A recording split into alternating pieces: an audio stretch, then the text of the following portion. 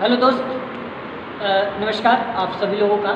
एकदम आप लोग का एग्ज़ाम करीब आ चुका है और तमाम यूट्यूब पे आप लोग को मिल रहा होगा वीडियो, लेकिन मैं तो अपने बच्चों के लिए ऐसा बना के भेजता हूँ और आप लोग भी देखते हैं और इतना काफ़ी प्यार के लिए मैं आपका तहे दिल से धन्यवाद करता हूँ। मैं ड्राइंग का ही स्पेशलिस्ट, ड्राइंग में ही मेरा ज़्यादा रहा। मैं ड्राइंग में कभी भी मेरा बच्चों का कभी बैक नहीं लगता था और इस बार भी नहीं लगेगा। मुझे पूरा विश्वास है। जो थोड़ा सा अपने आप को वो चीज़ बना होगा कि नहीं हम कर ले जाएंगे, वो चीज़ होगा कि नहीं हम पढ़ ले जाएंगे, तो उसके लिए भी उसको शुभकामनाएँ। कहीं से भी पढ़े लेकिन पास होना उसका काम है। देखिए, मैं एक वायरिंग बता दिए, खासतौर से सेकेंड ईयर वाले ध्यान देंगे। सेकेंड ईयर में ऐसा क्वेश्चन पूछेगा, थर्ड ईयर में भी पूछेगा, इसे थोड़ा सा बड़ा कर दे। मैं ये 1 BHK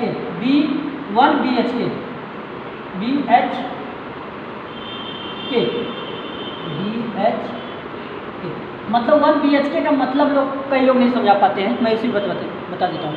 देखिए, ये आप लोगों ने कंड्यूट वायरिंग पढ़ा है, तो कंड्यूट वायरिंग में दो प्रकार की वायरिंग होती है। कंड्यूट वायरिंग में दो प्रकार से की जाती है। एक तो सतह पे की जाती है, एक सतह के अंदर वाले को बोला जाता है कैंसिल्ड वायरिंग, ठीक है।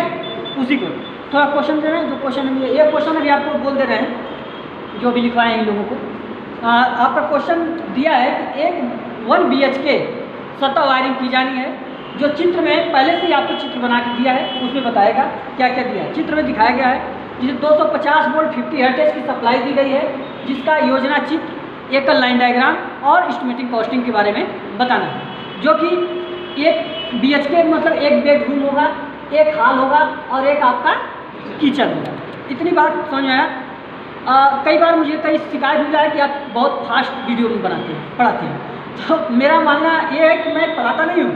जितने मेरे बच्चे रहते हैं उनको मैं ऑलरेडी बता देता हूँ, उनको रिवीजन के पर्पज़ से मैं वीडियो अपलोड करता हूँ। लेकिन तो आज मैं बहुत आराम से वीडियो बना रहा हूँ, आप देखना पूरा अंत तक, शायद आपके क्वेश्चन में ये मिल जाएगा। अच्छा, दूसरी बात, कई ऐसे यूट्यूब चैनल पर वो लोग गलत नहीं होंगे, मैं किसी को गलत तो नहीं ठहरा सकता, हर कोई पढ़ाता है तो पढ़ाता। भी मैं देखा, मैं नाम तो नहीं लेना चाहता लेकिन तो मैं ले ले रहा हूँ, ठीक है। SSP का कोई एक चैनल है और उस पर मैं देखा कि लाइट और फैन का दोनों इक्वल ले रखे थे। मैं ऐसे ऑन किया तो उनका आ गया, तो मैं ऐसे ओपन किया और डायरेक्ट उसे क्लिक किया कि इनका जो फैन और लाइट दोनों का इक्वल मतलब फर्स्ट से हाइट लेनी है।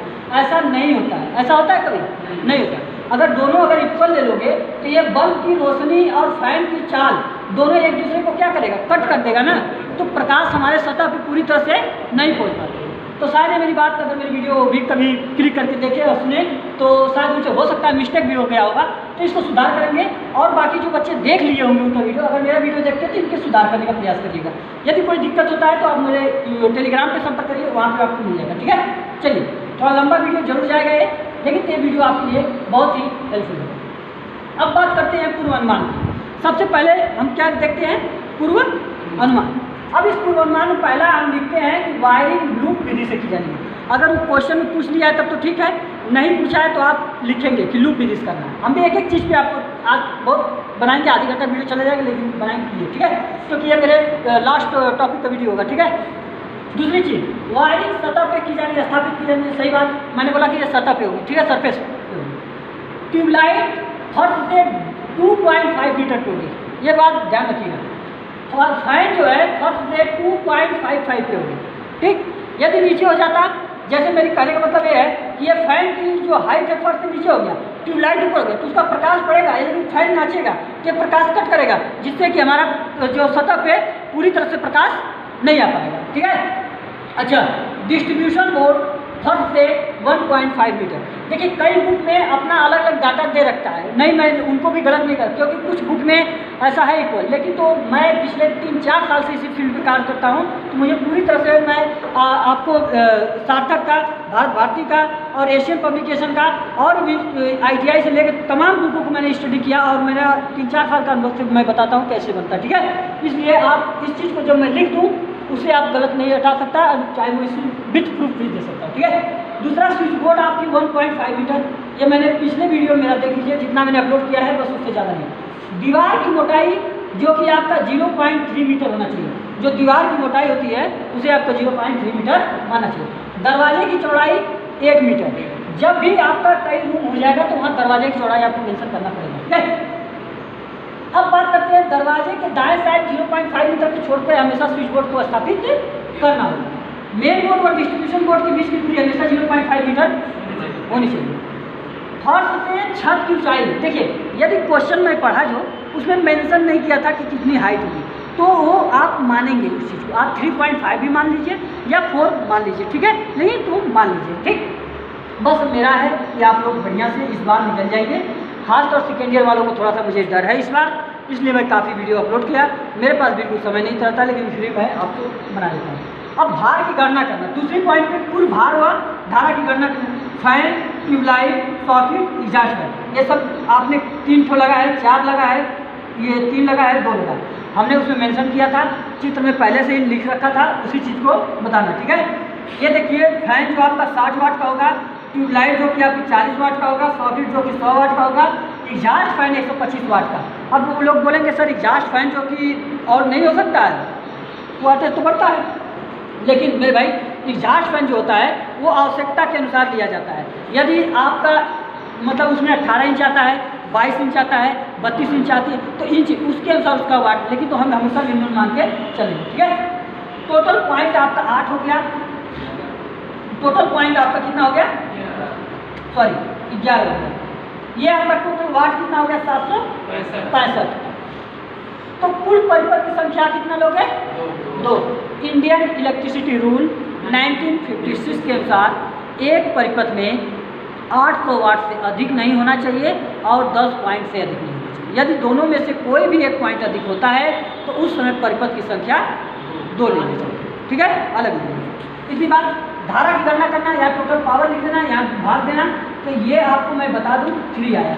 कई बार बच्चों क्या होता है एग्जाम में एकदम एक्यूरेट डाटा निकालने लग जाते हैं, ऐसा मत करिएगा। आप इतना मानिएगा कि और लाइव परिपथ का आपने कैलकुलेशन कर रहे हैं तो उसमें हमेशा आपका करंट 5 एम्पियर से कम ही आएगा, ठीक है, लाइव।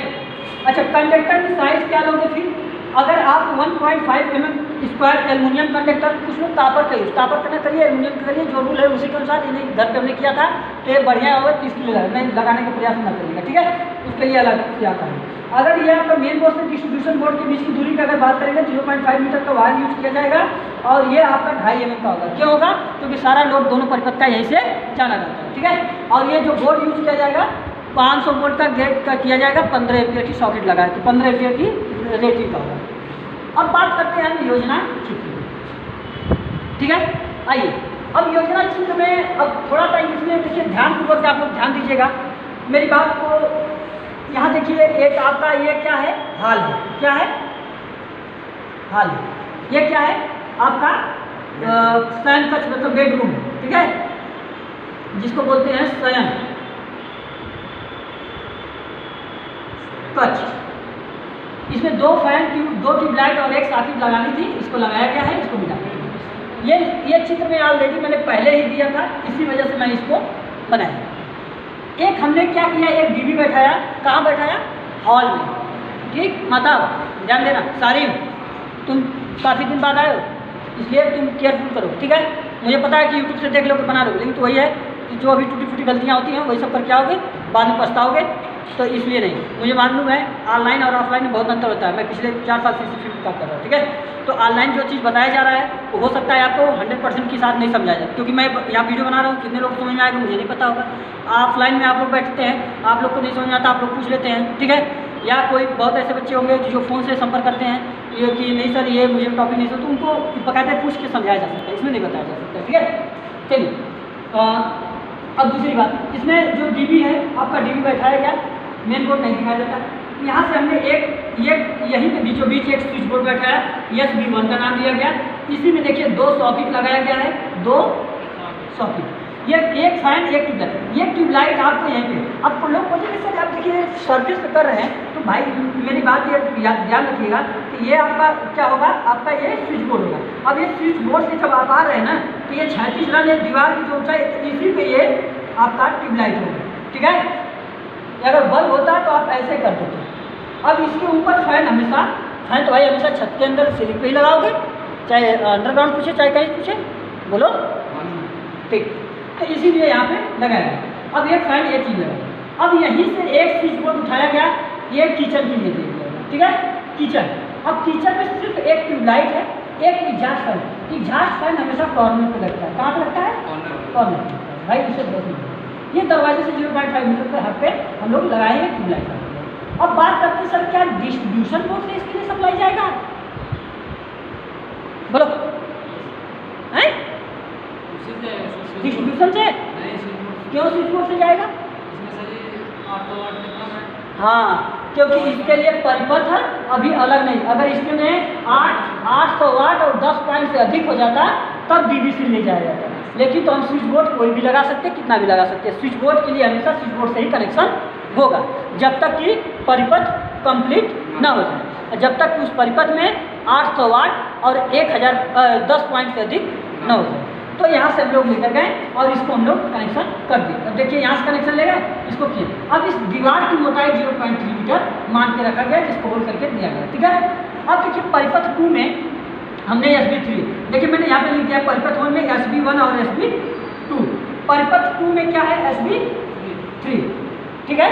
इतनी बात समझ में आया।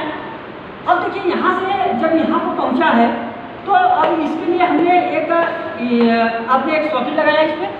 अब इस सॉकेट से 2.5 मीटर दूरी यहाँ पर गया और यहाँ पे लगा दिया। अब कोई समझ में आया कि सर देखिए क्या आप यहाँ नहीं लगा सकते, यहाँ नहीं लगा सकते, यहाँ नहीं लगा सकते।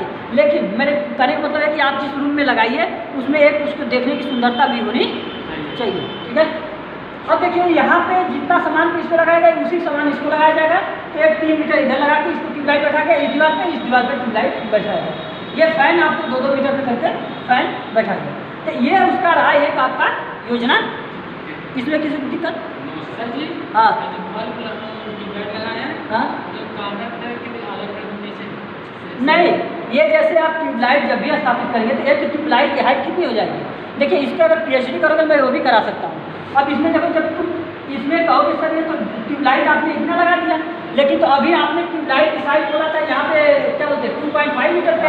तो ये ट्यूबलाइट की जो नीचे आपकी डिस्टेंस आएगी तो ये ऐसे नीचे करके आएगी। ये जो क्षैतिज आपका रन होगा, ये क्षैतिज रन पे आप जो यहाँ पे, तो यहाँ से ऐसे नीचे 1 मीटर की दूरी नीचे कर देंगे, इसीलिए इसको बताया जाता है, ठीक है, नीचे। तो इसके लिए हम इसको निगलेक्ट मान के चलते हैं। तो हम उसी सरफेस पे, मतलब इसी हॉरिजॉन्टल लाइन पे हम लोग क्या करते हैं, दिखा देते हैं। और किसी क्वेश्चन बोलिए? चलिए, अब ये चीज़ हो गया। अब इसके बाद हम चलते हैं इसका एकल लाइन डायग्राम। और ये कि मैं ये बात बता दूँ कि जो पिछला वीडियो मैंने अपलोड किया है उसको आप लोग जरूर देखिएगा, ठीक है। अब देखिए, अब DB की बात करते हैं। अब इस DB की डिस्टेंस कितना होगा? 2 मीटर। कितना होगा? 2 मीटर। कैसे 2 मीटर होगा? क्योंकि हमने माना है ये 4 मीटर। ये फर्श से छत की ऊंचाई कितना माना है? ये फर्श है आपका, ये क्या है? छत है। और छत से 0.5 मीटर के नीचे ही वायरिंग की जाती है ना? बोलो आशुतोष। Yes sir. हाँ, तो अब इसके बीच की दूरी कितना हो गया? 3.5। आइए, हमने बोला है कि फर्श से DB की बीच की दूरी कितना है? 1.5 मीटर। अब ये 3 से जो इसमें घटा दोगे तो कितना आएगा? 2 मीटर। बोलो ठीक। तो इसीलिए इसको लिया गया है 2 मीटर। अब इस 2 मीटर के बाद देखो कितना गया है? 0.5 मीटर ये, और ये हमने कितना दिया है? 2 मीटर। तो 2.5 मीटर हुआ। बोलो 2.5 मीटर हुआ ना? तो 2.5 मीटर बाद हमने क्या लगाया है? SB1। अब SB1 हमने स्थापित कर दिया। अब SB1 को स्थापित करने के बाद 3.8 मीटर यहाँ दूरी, क्योंकि ये 2 मीटर गया क्या? 1.5 मीटर ये, तो 3.5 है, 0.3 मीटर यहाँ दीवार को होल्ड करके 0.3। तो ये टोटल हो गया आपका 3.8 मीटर। तो SB2 3.8 मीटर, ठीक है। अब इसी के क्षैतिज रन पे दोनों हम लोग ट्यूबलाइट को स्थापित किया है। अब बात करते हैं यहीं से हम लोग कितना 1.5 मीटर के बाद यहाँ पे 2.5 मीटर के बाद एग्जॉस्ट फैन लगाए, तो यहीं से हम लोग इसके लिए एग्जॉस्ट फैन लगे, ठीक। इसी तरह चलते हैं SB3 की तरफ। अच्छा, थोड़ा सा वायरिंग करा देंगे, अभी करा देंगे, ठीक है। SB3 की तरफ जब जाएंगे तो SB3 हमारा क्या करेगा कि यहाँ से हमने वायरिंग किया, ठीक, यहाँ से हमने वायरिंग लेकर गया। SB3 के लिए 2 वायर आएगा। अब इसके लिए देखिए ये 2 वायर, एक ट्यूबलाइट इस दीवार पर लगा था, एक ट्यूबलाइट इस दीवार। देखिए कई लोग इसको समझाने का प्रयास करेंगे कि इसी पे लगा देते, लग सकता है, कोई दिक्कत नहीं, ठीक है, आप लगा सकते हैं, आपकी मर्जी। लेकिन तो हमें भी सिंगल लाइन डायग्राम ऐसा दिखाना है कि देखने में क्या हो, अच्छा हो। बताना समझाना अलग कहानी है। ड्राइंग को मतलब ही होता है कि आप कहीं देखेंगे ऐसे ही स्केचिंग बनाया जा रहा है, खींचा जा रहा है, समझाया जा रहा है, लेकिन तो आप उसे कितने अच्छे से खींच के आते हैं ये चार्ट पे डिपेंड करता है। ठीक है, तो अब ये चीज़ ये आपको यहाँ से ऐसे करते हैं। अब इसके बाद हम लोग इसके लिए अलग से हमने एक पाइप दिखा दिया है ताकि देखने में अच्छा लगे। आप इसको डॉट डॉट करके भी दिखा सकते हैं। ठीक है, अब यहाँ से देखिए 2 वायर आया होगा इसके लिए पर्पज में, एक न्यूट्रल गया होगा, एक न्यूट्रल इधर गया होगा, वही न्यूट्रल इधर आएगा। न्यूट्रल कभी कट नहीं होगा क्योंकि वहाँ पे बताया गया है लूप विधि। ठीक है, अब इस न्यूट्रल के बाद यहाँ पे जो आया, यहाँ पे अब ये न्यूट्रल वापस आया, एक न्यूट्रल गया, एक इसके फेज, तो 3 वायर हो गया भाई। एक न्यूट्रल गया, एक न्यूट्रल वापस आया, एक फेज इसके लिए गया, 3 वायर हो गया। तो यहाँ एक तो न्यूट्रल तो 4 वायर हो जाएगा, फेज 2 न्यूट्रल 2 एक फेज इसके लिए रास्ता इसी से गया होगा, 4 हो जाएगा। अब इसके लिए देखो एक न्यूट्रल तो गया ही था, एक न्यूट्रल वापस इसके लिए आया तो 2 और एक फेज इसके लिए, कितना हो गया 3, और इसके लिए एक न्यूट्रल और एक यहाँ से फेज, तो टोटल वायर काउंट कर लेंगे तो यहाँ टोटल वायर 7। अब इसी तरीके से 2 वायर तो गया होगा इसमें, अच्छा ये 2 वायर गया तो एक न्यूट्रल आपका ऊपर गया, वही न्यूट्रल वापस आया फिर इधर गया, इस स्विच बोर्ड में नहीं जाएगा, क्यों? हाँ, क्योंकि इसमें सॉकेट नहीं है। कई बच्चों को बहुत कन्फ्यूजन होता है इसमें, और एग्जामिनर हमेशा इसी चीज़ को नोटिस करता है, एक बात ध्यान रखिएगा, गलती मत करिएगा। तो आप देखिए ये तो न्यूट्रल नहीं है तो केवल एक फेस आएगा, यहाँ से केवल एक फेस इसमें जाएगा, तो टोटल तो यहाँ से एक फेस और न्यूट्रल इसके लिए 2 वायर, तो इसके लिए एक न्यूट्रल 3 वायर, तो यहाँ पर 3 वायर हो गया, और 3 वायर यहाँ से गया, तो एक फेस इसके लिए 4 वायर, सोचो एक फेज इसके लिए तो कितना 2 आया है, तो टोटल कितना हो गया 6। नहीं समझ पाए, समझ गए? 2 आया, एक गया न्यूट्रल 3, फिर एक 2 इसके लिए फेज, एक इसके लिए फेज, 2 फेज, कितना हो गया 2 2 4 1 5, एक फेज इसके लिए 6, तो टोटल आया 6। अब यहाँ गया 6, तो अब इसके लिए देखो एक फेज इसके लिए, एक फेज इसके लिए 2 आया, और एक फेज आया 3 बार, यहाँ से गया इसके लिए, ये टोटल है, ये इसकी दूरी है। ठीक है, अब इसके बाद पॉइंट हम लोग लिखते हैं कि टोटल पाइपों की गणना व तार की लंबाई, और इधर की टोटल, तो फिर इसके बाद टोटल, अब ये मेरी बात सुनिए, मेरे ध्यान से सुनिएगा, इसके पहले जो वीडियो बनाया उसको पूरी प्रॉपर रूप से हमने दिखा दिया, जिसमें वो आप पाइप को कंड्यूट में दिखाएंगे तो वो 16 माप वही होगा, बाकी सब कुछ कैलकुलेशन वही होगा। अगर किसी को लगता है कि नहीं ये वीडियो मुझे नहीं समझ में आया, इसके बारे में मुझे और समझना पड़ेगा, तो मेरे पास सिर्फ संडे खाली रहता हूँ, वो भी 2-3 घंटे के लिए, आप मेरे संपर्क करिए, मैं इस पर आपको कंसल्ट करके बता दूंगा। ठीक है, या जो क्लास करने के लिए, तो जो हमारे यहाँ के उसकी बात नहीं कर रहा हूँ, क्योंकि वो तो आएंगे क्लास कर ले जाएंगे। ठीक है, आई होप ये पूरी वीडियो आप लोग को समझ में आया होगा। मैं आशा करता हूँ, शायद हो सकता है मेरा लास्ट वीडियो हो, क्योंकि मेरी एकदम शेड्यूल बहुत बिजी हो गया है, क्योंकि मैं अपने अभी कुछ मेरा एग्जाम से लेकर रिलेटेड है, तो मैं नहीं चाहता किसी डिस्टर्ब हो, लेकिन आप लोग को भी मैं चाहता हूँ कि आप लोग को भी बैकअप लगे। ये जितना मैंने यूट्यूब पे वीडियो अपलोड कर दिया है उससे बाहर कहीं से क्वेश्चन नहीं आने वाला है, आप पूरा देख के, हाँ डाटा में जरूर चेंजिंग हो सकता है, लेकिन तो जो क्वेश्चन के टाइप्स है उसमें चेंजिंग, क्योंकि मैं प्रीवियस ईयर का भी आप लोग को इस क्लास में जितना मैं 20-25 क्वेश्चन लगवाया हूँ उसको आप लोग प्रॉपर जो नोट्स बनाए हैं उसको देख कर जाइए, उसको लगा के जाइए, आप लोग का बेहद पेपर अच्छा होगा। ड्राइंग एक ऐसा सब्जेक्ट है, इसी में लोगों का बैक लगता है, क्योंकि जानकारी तो हर किसी को हो जाती है, लेकिन खींचना कैसे है ये किसी को नहीं आता है। ठीक है, क्योंकि मेरा ही एक स्टूडेंट था पिछले बार, वो क्या किया, उसी में डिजाइन बनाने लगा, पोल बना रहा था तो नीचे घास दिखा रहा था, हाँ, और कॉन्फिडेंस भी पूरा था। तो ये कि यूट्यूब पे पूरा छाप के देखता था, तो यूट्यूब पे तो हम भी पढ़ाते थे, लेकिन मैंने इस बात का कभी जिक्र नहीं, तो मुझे वो उसकी घटना याद आ रही तो मैं बार बार ये बताया, तो ऐसी गलती आप लोग ना करिएगा। ठीक है, और खासतौर लड़कियाँ बहुत ज़्यादा करने लगती हैं, तो थोड़ा सेटिंग वेटिंग करने लगती है ना, वो ज़्यादा ये सब मत करिएगा आप लोग भी। और ठीक है, आप लोग खुश रहिए और बेहद आप लोग अपना पेपर तैयारी करिए और एकदम स्टैंड लीजिए और मेहनत करिए, क्योंकि मेहनत एक ऐसी चीज़ है, आप लोग विश्वास नहीं करेंगे। अभी मैं अपनी बात करता हूँ तो आप लोग दंग रहेंगे। आप लोग के समय में जब पढ़ता था करीब करीब कुछ नहीं तो 50-60 सीट मैंने बनाकर तैयार किया था, 50-60 सीटों में मैंने प्रैक्टिस किया था बनाने की। उसमें तो मेरे समय में 100 नंबर का पेपर होता था, इसमें 85 नंबर का हो रहा है। ठीक है, उसमें मेरे कॉलेज में क्लास का सबसे ऊँचा था, वहाँ पर 61 नंबर मेरा हुआ था, सबसे हाईएस्ट सोच सकते हैं कि जो मैं पढ़ाता भी था उसी समय, लेकिन फिर भी मेरा यही आता था, क्योंकि मेरा इतना आता था कि मैं ज़्यादा लिख दिया था इस वजह से। ठीक है, आई होप ये वीडियो पूरी तरह से समझ में आएगा और लास्ट तक जाते जाते कर दूँगा।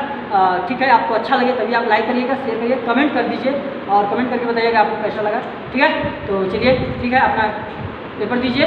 Bye bye, take care.